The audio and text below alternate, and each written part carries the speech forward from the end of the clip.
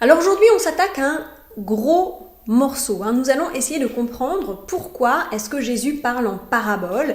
Et c'est une raison d'ailleurs pour laquelle nous pouvons avoir tant de mal avec ces paroles, soit parce qu'elles viennent nous heurter là de plein fouet dans notre quotidien, dans nos croyances, dans ce qu'on croit, dans ce qu'on pense, soit parce qu'elles nous semblent parfois complètement ridicules, complètement dépassées, hors de notre temps, hors de notre époque. Alors, pourquoi Jésus parle en parabole?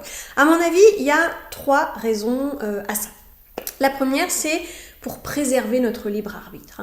Nous sommes des humains, nous sommes des êtres humains ayant chaque jour des choix à faire, le choix de qui nous sommes, le choix de qui nous voulons être, de qui nous voulons devenir. On n'est pas des robots à reprogrammer en mode amour, en quelque sorte, ça nous appartient, en tout cas c'est ce que moi je crois, ça nous appartient de chaque jour chercher notre voie, chercher notre vérité, la vivre et l'incarner.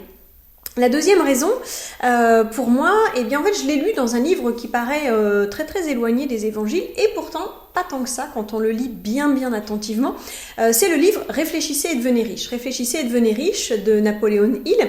Alors voici ce qu'il nous dit l'auteur dans l'introduction. Il nous dit en substance, de toute façon, si on vous révélait le secret de l'abondance, si on vous le livrait comme ça, tout cuit dans le bec, vous seriez absolument incapable de l'appliquer. Alors que si vous le cherchez par vous-même, si vous le trouvez par vous-même, alors vous pourrez le vivre pleinement et vous attirer l'argent automatiquement. Moi je pense que c'est exactement la même chose pour l'amour, c'est exactement la même chose pour Dieu. Il n'y a que si vous le cherchez, si vous le cherchez à l'intérieur de vous, que vous pourrez en faire pleinement l'expérience. Ça, c'était la deuxième raison. La troisième raison, vous verrez qu'elle rejoint la deuxième, en fait, celle dont je viens de parler.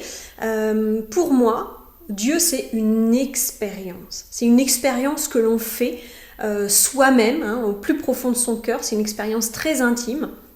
Et c'est pour ça qu'à mon avis Jésus parle en parabole, pour que justement on se nourrisse pas de paroles, on se gargarise pas l'intellect avec Dieu, sinon on risque de rester dans le mental.